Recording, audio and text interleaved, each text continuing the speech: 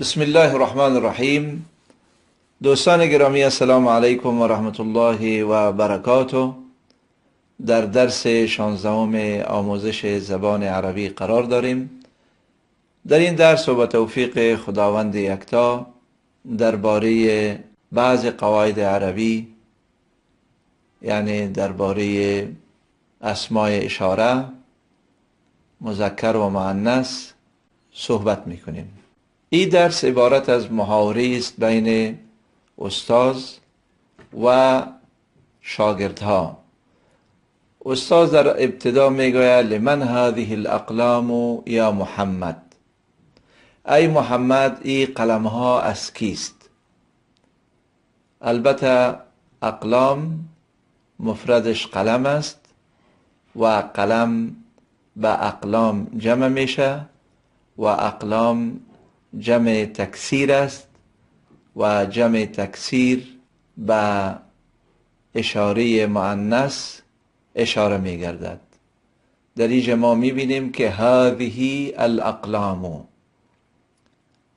بعد از این محمد در جواب استاد می گوید هی لی یا استاذ. شما در اینجا هم متوجه میشین که هی ضمیر مؤنث است که راجع به اقلام میشه و محمد میگوید که اینها از ماست ای استاد.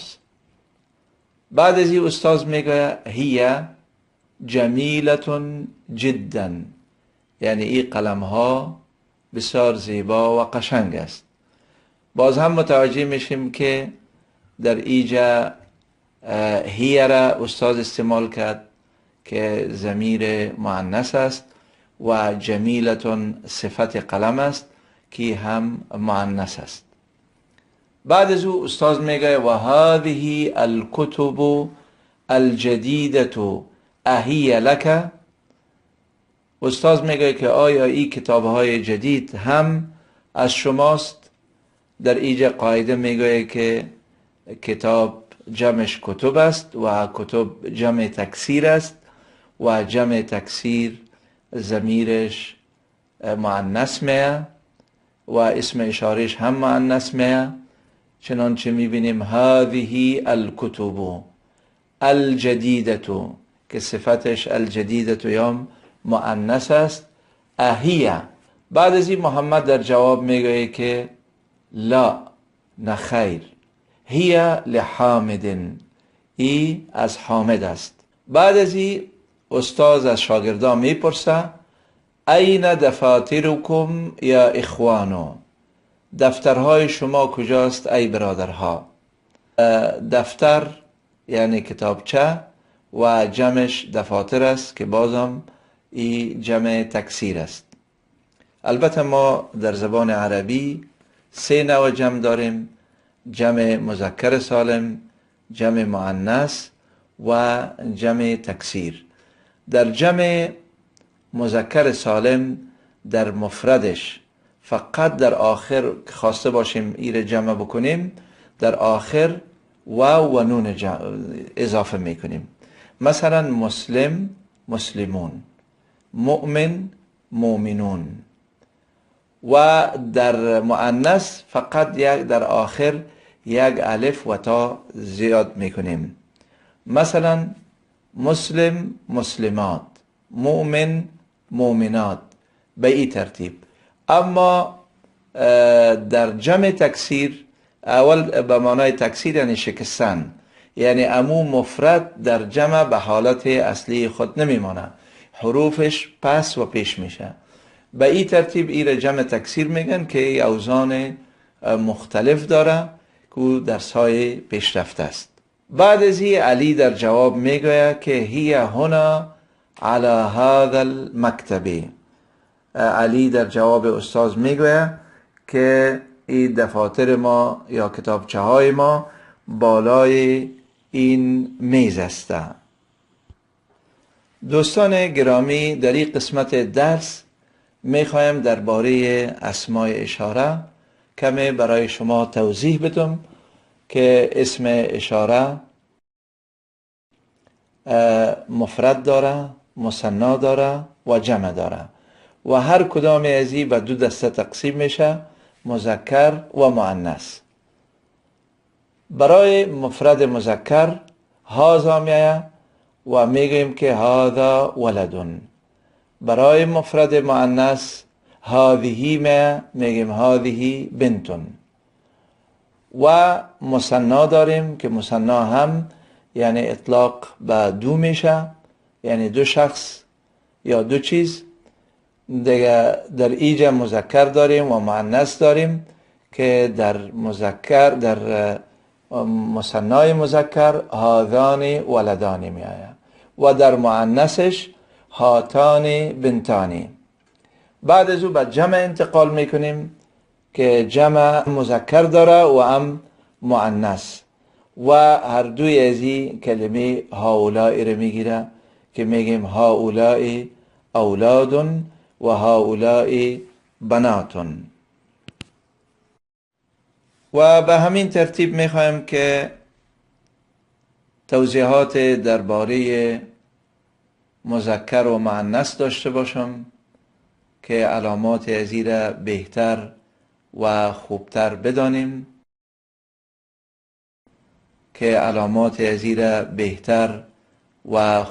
بدانیم، که در اساس اسم به دو قسم تقسیم میشه، مذکر و مؤنث. مذکر هم به دو قسم تقسیم میشه، حقیقی و معنوی، مانند رجل و جمل. و معنوی مثل ما و ظل. مؤنث هم به دو دسته تقسیم میشه و هر دسته از اونا باز هم به دو دسته دیگر تقسیم میشه که در ابتدا مؤنث حقیقی و مجازی است. حقیقی که در مقابل حیوانی که در مقابل مذکر قرار میگیره او را به نام مؤنث حقیقی یاد میکنن و حقیقی به دو دسته تقسیم میشه، لفظی که در آخرش تای تأنیث داره و معنوی که در آخرش علامه تأنیث نداره. لفظی مانند امرأتون و ابنتون و معنوی مانند هند، زینب و مریم. و اما مجازی هم به دو دسته تقسیم میشه، لفظی و معنوی. لفظی که در آخرش تای تأنیث داشته باشه مثل مدینه و امه، و معنوی که در آخرش تای تأنیث نداشته باشه مثل عین و شمس. دوستان گرامی، به درسهای خود ادامه میتیم. در اینجا تمرین داریم که میگه تأمل الامثله الآتیه. این مثال ها را شما غور کنین. مثال برای مفرد میاره و میگه که هذا طالب جدید، این یک شاگرد نو است. هو من فرانسه، او از فرانسه است. بعد از اون مثال برای جمع میاره، میگه هؤلاء طلاب جدد، اینها شاگردهای جدید هستند. یعنی شما باید بین مفرد و جمع مقارنه بکنین که در مفرد هذا میایه و در جمع هؤلاء. و همچنان در مفرد هو میایه برای یک شخص و برای جمع هم میایه، هم من فرانسه. بعد از این مثال دیگر میاره برای غیر ناطق که میگه هذا کتاب جدید، هو من فرانسه. ببینین این کتاب به خاطر که مفرد است اسم اشاره مذکر استفاده کرده، اما در جمع کتاب کتب شده و کتب جمع تکسیر است. به این خاطر گفته شده که هذه کتب جدیدة هی من فرانسه. طوری که شما در اینجا متوجه میشین این ضمیر مؤنث است، اشاره به کتاب است، اسم اشاره است و همچنان این ضمیر مفرد است که در کلمه کتب استفاده شده.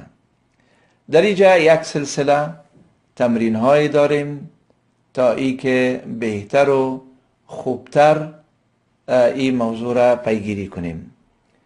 در اینجا در مثال بر ما میاره که هذا بیتون مفرد، بیت مفرد است و اسم اشاره مذکر میگیره. اما وقتی که بیت جمع میشه میگی بیوتون، هذه بیوتون، جمع تکسیر است. و همچنان در نجم مفرد است، نجوم جمع تکسیر است، پس هذه نجوم. درس مفرد و دروس جمع تکسیر، یعنی هذه دروس. بعد از این قلم جمعش اقلام، هي اقلام.